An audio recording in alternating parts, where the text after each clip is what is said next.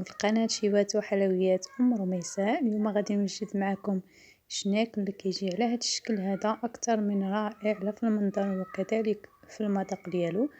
كيجي هش ورطب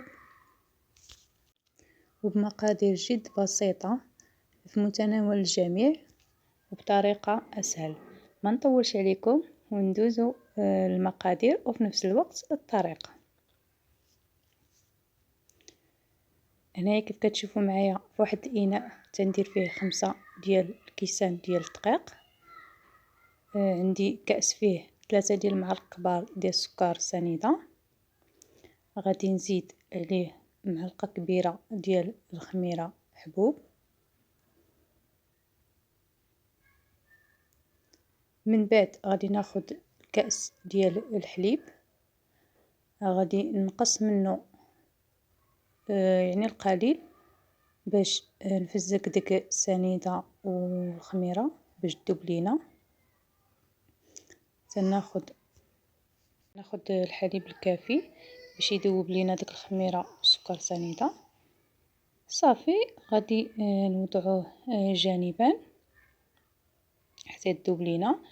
من بعد غادي ناخد داك الدقيق اللي درنا في الاناء وغادي نزيد عليه كأس معامر ديال زيت المائده.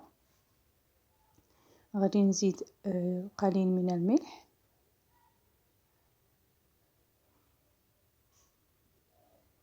ونزيد كذلك 2 بيضات متوسطي الحجم.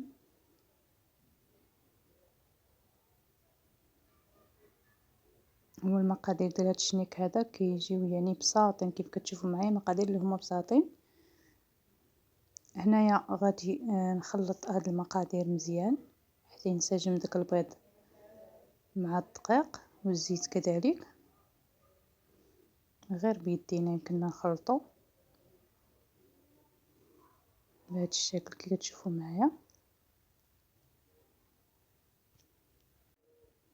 وهاد الشنيك هذا ما كنحتاجو لا للتوريق ولا لزبده التوريق ولا حتى شي حاجه، يعني بمقادير بسيطه وكيجي لذيذ وهشيش في نفس الوقت.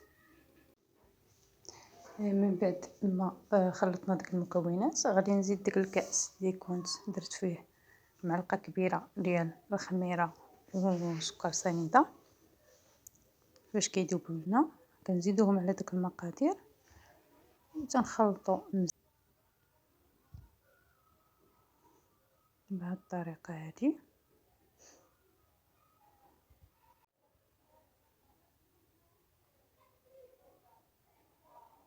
من بعد غادي نبدا نزيد داك الشيء اللي بقى لينا من الكأس ديال الحليب. غادي نبداو نكبو شويه بشويه، ما نكبوش في خطره، يعني تدريجيا، وحنا كنجمعوا في العجينه حتى غادي تجمع لينا بديك الكأس الحليب اللي عندنا.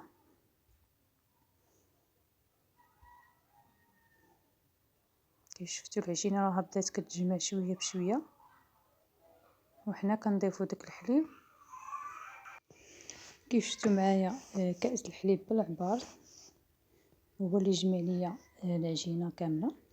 من بعد ما كتجمع لينا العجينه كندلكوها بهذا الشكل هذا باش تماسك لينا مزيان على هذا الشكل كيف كتشوفوا. يعني ما كتحتاجش للتدليك بزاف، غير شويه فقط باش تماسك ديك العجينه ديالنا وصافي.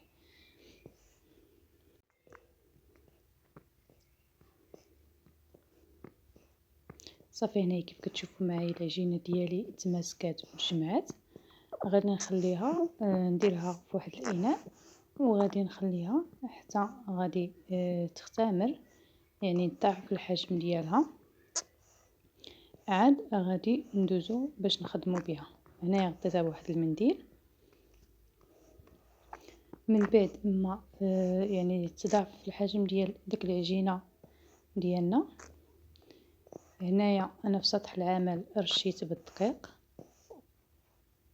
وغادي ندلك العجينه ديالي. كيف شفتوا انها كتساعدني على الدليك لانها عجينه يعني طريه ومخوفه، ما خصهاش تكون قاصحه.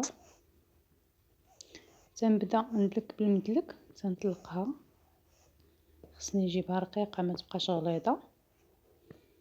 شوفوا معايا العجينه كيفاش دايره، كنحاول انني نديرها مستطيل باش تساعدني باش نجيبو على شكل شناك. هنا من بعد ما سرحت العجينه ديالي غادي ناخد الكونفيتير اللي غادي نديرو. هاد الكونفيتير اللي عندي انا بمذاق المشمش، نتوما يمكن لكم ديروا اي نكهه، يعني اي مربى اللي كتبغيو لينا من الاسفل، ومن بعد تنزلوها لتحت على درجه متوسطه. هنا كيف كتشوفوا معايا هذا هو الشنيك ديالنا ديال اليوم. كيف شفتوا كيجي على هذا المنظر، هذا كيجي رائع في المنظر وكذلك في المذاق كيجي هشيش، يعني العجينه كتكون هشيشه، كيجي هشيش ورطب. كيف شفتوا معايا انا هنايا قسمته على جوج، نص درتو دهنتو بالكونفيتير كامل من الوجه، واحد تيجي فيه البريون والاخر درت عليه الكوك. يعني كيبقى اختياري، ممكن انكم تخليوه هكاك ما تضيفوا حتى شي اضافات عليه. كنتمنى ان الوصفه اليوم تنال الاعجاب ديالكم، بالصحه والراحه، وان شاء الله مع فيديو اخر.